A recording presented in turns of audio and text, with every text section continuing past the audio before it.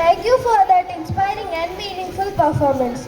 Christmas is not just a festival, it is a message of love, sacrifice and hope. To remind us of this meaning, we have a special presentation. Let us welcome Skit team as they present their message.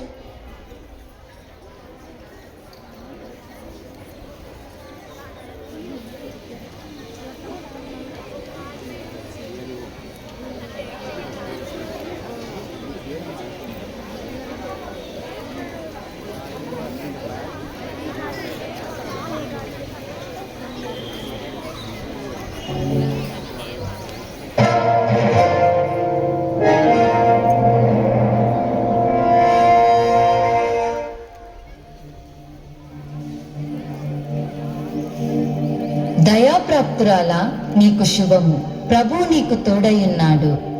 ఈ శుభవచనం ఏమిటో? మరియా, భయపడకుము, దేవుని వలన నీవు కృప పొందితివి. ఇదిగో, నీవు గర్భము ధరించి కుమారుని కని ఆయనకు యేసు అని పేరు పెట్టుదువు. నేను పురుషుని ఎరుగని దానినే, ఇది ఎలాగ జరుగును? పరిశుద్ధాత్మ నీ మీదికి వచ్చును, సర్వోన్నతుని శక్తి నిన్ను కమ్ముకొను గనుక పుట్టబోవు శిశువు పరిశుద్ధుడై దేవుని కుమారుడనబడును.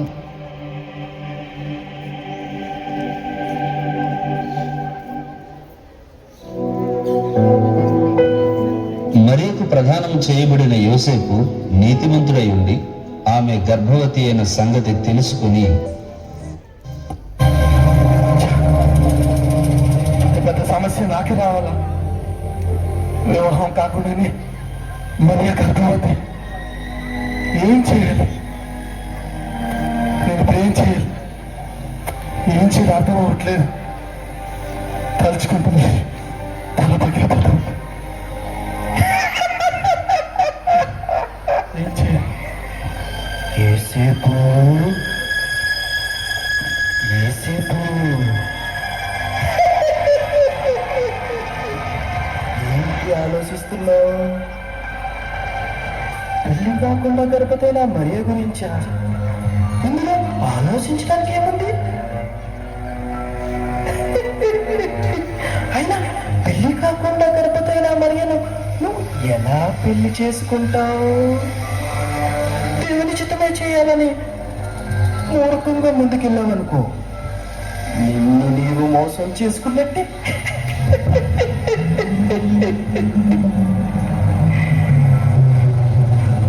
ఆ మరియని పెళ్లి చేసుకుంటే ఈ లోకం నిన్నేమంటుంది?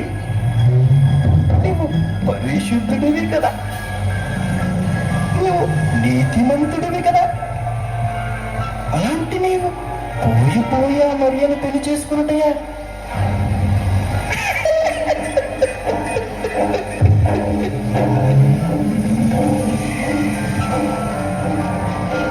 లోకం నవ్వుతుంది.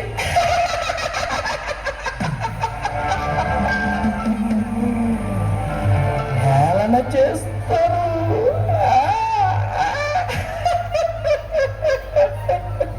వినయచ్చు కూడా. ఇవన్నీ నువ్వు సహించగలవా? భరించగలవా? అందుకే నీ మంచి కోరే చెప్తున్నాను, బాగా ఆలోచించు. ఆ మరియను విడిచిపెట్టే.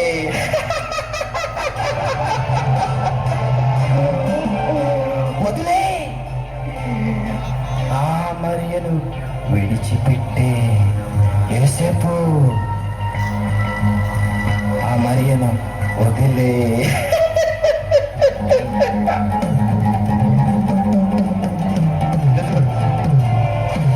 నిజమే.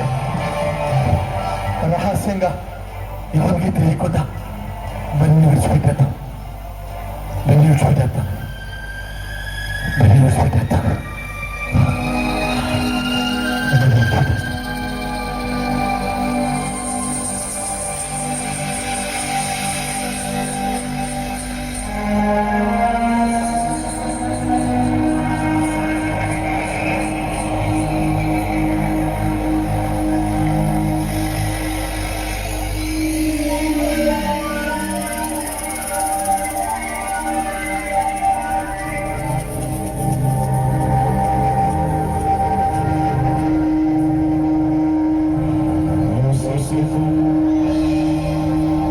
కుమారుడైన యోసేపు, నీ భార్య అయిన మరియను చేర్చుకుంటకు భయపడకూడదు. ఆమె గర్భం ధరించినది పరిశుద్ధాత్మ వలన కలిగినది. ఆమె ఒక కుమారుని కనెను. తన ప్రజలను